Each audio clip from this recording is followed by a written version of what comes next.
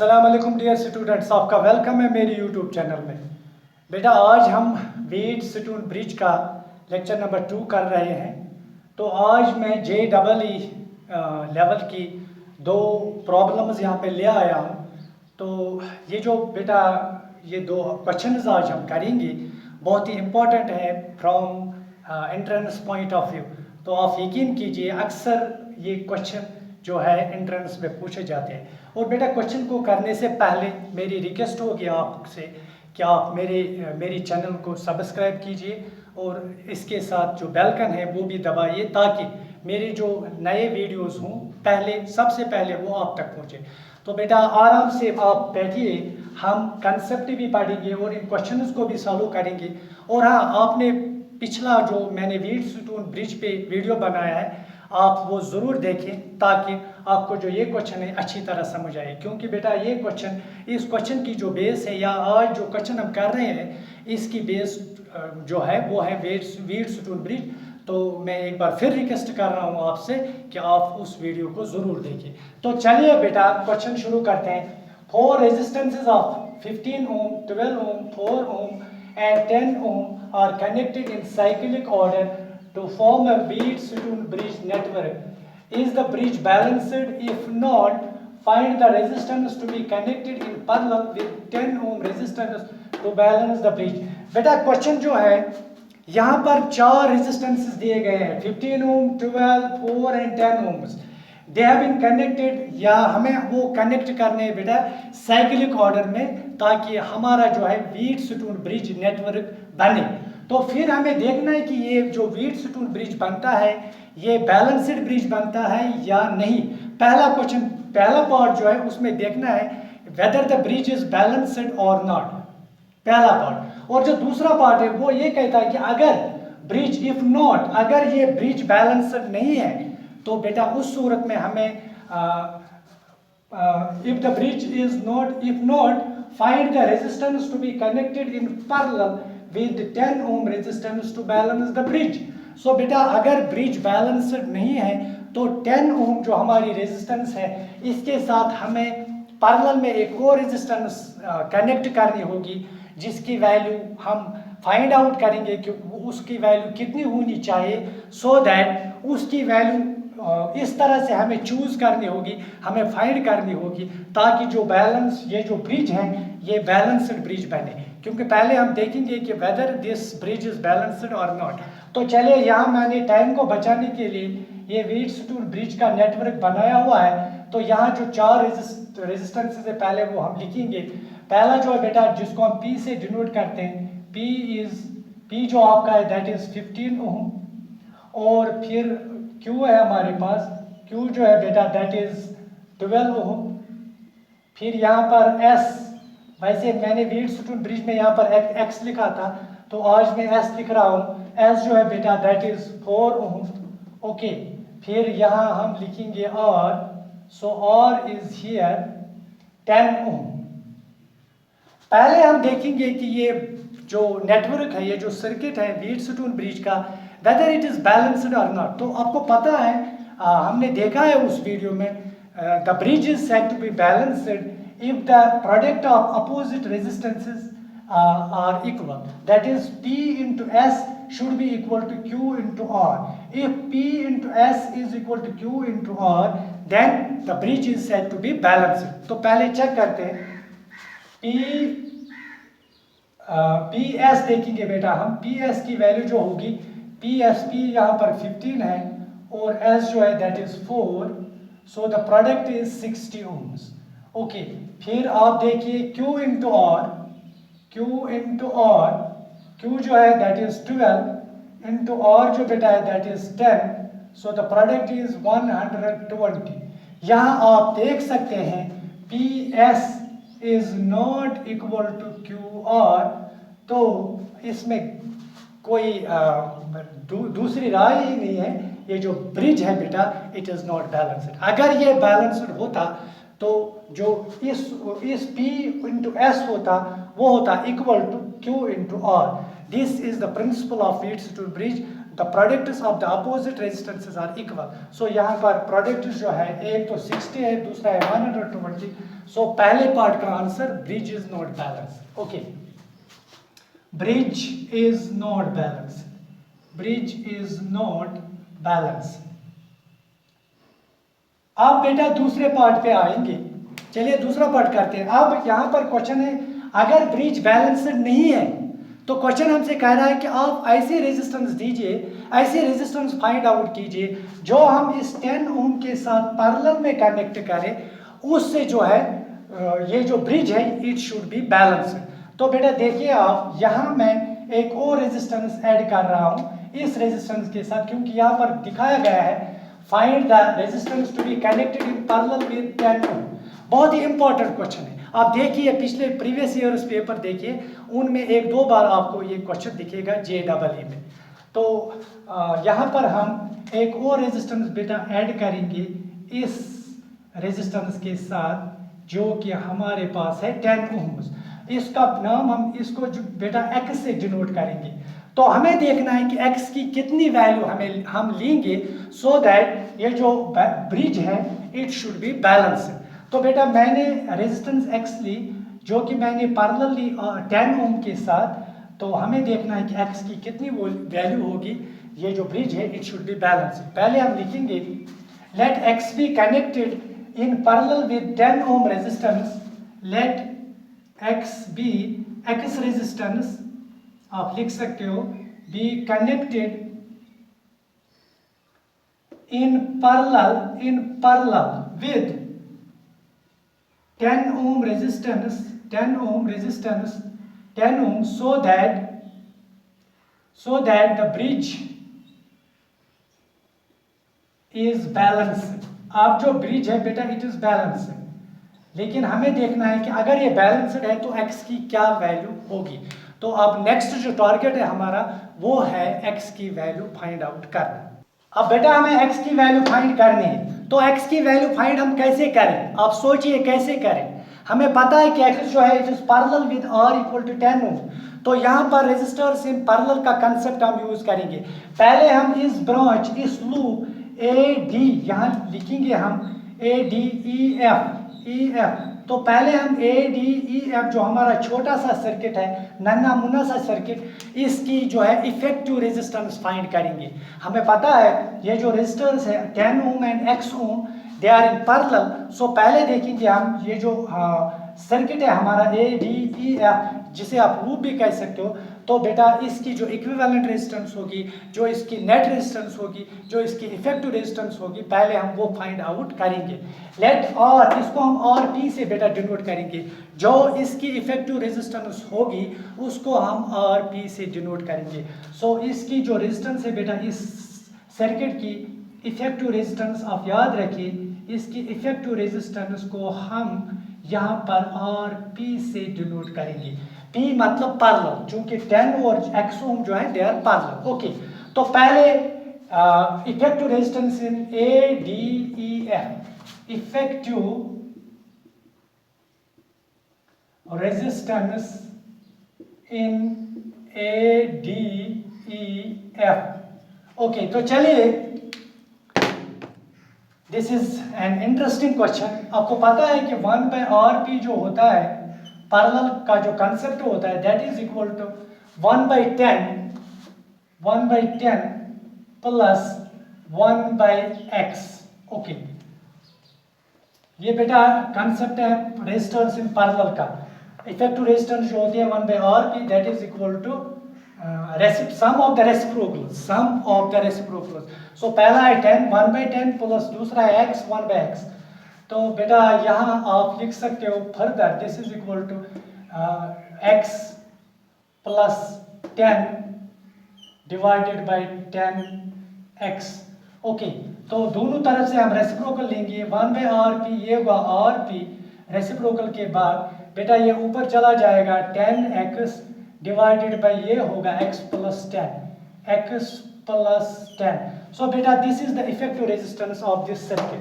Okay, अब हम इस ये जो हमारा ये जो नेटवर्क है अब हम इसको चेंज कर सकते हैं, क्योंकि आप इस ये जो 10 है और x है इसके बदले अब हम लिखेंगे आर पी। बेटा ये जो आर पी है ये आप इस सर्किट की टोटल नेट रेजिस्टेंस को इंडिकेट करेगा। तो बेटा अगर आप इसको आप इस सर्किट को हम नए सिरे से कंस्ट्रक्ट करेंगे तो इसका जो दूसरी सिचुएशन होगी वो कुछ इस तरह से होगी। यहाँ पर मैं जल्दी बना रहा हूँ, this is P and this is Q, this is S and बेटा दिस इज, ये जो होगा हमारा this will be ours, this is P बेटा 15 ओम का रेजिस्टेंस है, दिस इज Q बेटा दिस इज 12 ओम रेजिस्टेंस, और आपको पता है दिस इज 4 ओम रेजिस्टेंस। और बेटा जो ये सर्किट है इसका जो टोटल रेजिस्टेंस है दैट इज आर पी। यहाँ हम अब आर पी लिखेंगे। एक बार ध्यान दीजिए और समझने की कोशिश कीजिए। पहले हमारे पास था 10 ओम का रेजिस्टेंस, उससे ये ब्रिज जो था इट वाज नॉट बैलेंस्ड। फिर हमने एक और रेजिस्टेंस को यहाँ पैरेलल में कनेक्ट किया तो हमने देखा कि ये जो सर्किट है यहाँ पर ए डी ई एफ, इसका जो इफेक्टिव रेजिस्टेंस है, effective resistance is R P. तो अब इस सर्किट को हम रिमूव कर सकते हैं, इसके बदले हम इस आर पी को इस सर्किट में कनेक्ट करेंगे जहाँ पर हमारे पास है 15 ओम, 12 ओम, 4 ओम, और जो चौथा रेजिस्टेंस है इसके बदले हम आर पी लिखेंगे। और हम देखेंगे कि ये जो ब्रिज है इस वक्त इट इज़ बैलेंस्ड, क्योंकि हमने एजप्शन ही ऐसी की कि एक्स की वैल्यू कुछ इस तरह से हम लेंगे, ये जो ब्रिज होगा it should be balanced. So इस वक्त ये जो ब्रिज है it is balanced by our supposition. तो बैलेंस किस वैल्यू पे होगा, एक्स की किस वैल्यू पे होगा वो हमें मैथमेटिकली मिल जाएगा। Okay, so this bridge is balanced. तो बेटा this bridge is balanced, balanced bridge मैं यहाँ पे लिखूंगा balanced bridge, balanced bridge. Okay, तो फिर आपका इन दोनों का product this will be equal to इन दोनों का प्रोडक्ट। यहाँ पर 12 into R P, 12 into R P जो होगा बेटा, क्योंकि ये ब्रिज बैलेंस्ड है, 15 इंटू 4, 15 इंटू 4 होगा। ओके, 12 आर पी जो होगा बेटा that will be 15 into 4 that is 60 divided by 12 and that is equal to 5। Okay, एक दो स्टेप्स और है तो ये क्वेश्चन सॉल्व होगा, कंप्लीट होगा। आगे देखिए आप, ये जो दो स्टेप्स है यहाँ पर मैं कर रहा हूँ। So R P is equal to, R P is equal to हमारे पास जो वैल्यू है दैट इज 5। ओके, अब आर पी को, आर पी की जो वैल्यू है आपके पास आपने पहले ही कंप्यूट किया, हमने इस पे मेहनत की है। तो R P is 10x, 10x divided by x plus 10, x plus 10 this is equal to 5। आप क्रॉस मल्टीप्लाई कीजिए आप, this is 10x, this is equal to 5 into x plus 5 into 10 that is 50। 5x को left side में shift कीजिए, 10x minus 5x that is 5x is equal to 50। बेटा x will be equal to 50 divided bye 5 and that will be 10 ohms. So the answer to the second part is 10 ohm। यानी जो given circuit है उसमें हमें जो resistance है R 10 ओम की, इसके साथ हमें 10 ओम और कनेक्ट करना पड़ेगा इन पैरेलल, उससे जो है ये गिवन ब्रिज जो है नेटवर्क है ये बेटा बैलेंस हो जाएगा। तो चलिए दूसरे क्वेश्चन पे आते हैं। चलिए बेटा दूसरा क्वेश्चन करते हैं। The question is calculate the current drawn from the battery in the given network। calculate the current drawn from the battery in the given network।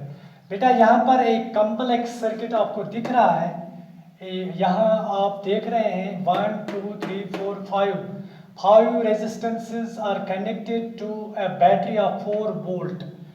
these resistances have been connected to a battery of 4 volt. तो हमें बेटा ये circuit जो current, इस circuit में जो flow of current होगा उस करंट का मैग्नीट्यूड हमें देखना है। तो this is a complex circuit, इसको भी हम बेटा व्हीटस्टोन ब्रिज नेटवर्क की हेल्प से करेंगे। लिहाजा मैं एक बार फिर आपसे रिक्वेस्ट करता हूं कि आप उस वीडियो को ज़रूर देखें, उसमें आपको पता चलेगा कि व्हीटस्टोन ब्रिज जो है ये बैलेंस कब होता है, तो उसके लिए जो कंडीशंस होती हैं वो क्या होती हैं।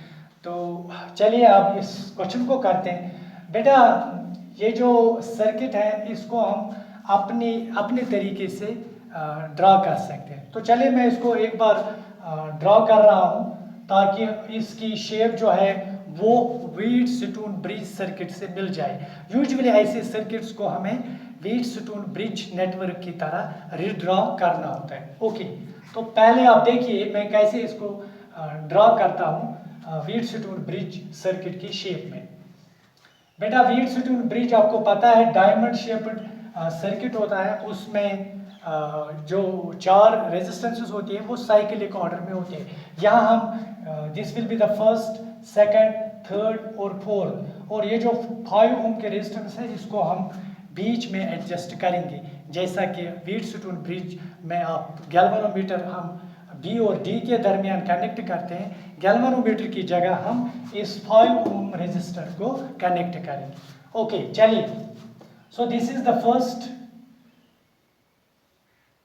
this is the second, this is the third and this is the fourth। बहुत ही मजा आएगा आपको इस क्वेश्चन में। अभी आप देखिए, आराम से देखिए कितना इंटरेस्टिंग क्वेश्चन है। बेटा ये जो है this is R1 equal to इसकी वैल्यू है 1 ओम, और बेटा ये जो है दिस इज R5 इसकी वैल्यू है 2 ओम, एंड दिस इज R3 इसकी वैल्यू है 4 ohms, and this is R4 इसकी वैल्यू है 2 ohms। ओके, अब ये रहा जो मैंने आपको बताया। यहाँ पर यूजुअली A, B, C और D, व्हीटस्टोन ब्रिज में B और D के दरमियान हम गैल्वेनोमीटर को कनेक्ट करते हैं, लेकिन यहाँ हम इस 5th रेजिस्टेंस को बेटा कनेक्ट करेंगे R2 equal to 5 ohms। Okay, अब देखिए, for balanced condition galvanometer is said to be balanced if R1 into R3 is equal to R5 into R4। अब देखिए R1 यहाँ पर R1 into R3 this is equal to 1 into 4 and that is equal to 4। अब यहाँ देखिए R4 into, sorry ऐसे भी लिख सकते हैं हम, R4 into R5 यहाँ पर 2 into यहाँ पर 2, so this is also equal to 4। so this bridge is balanced।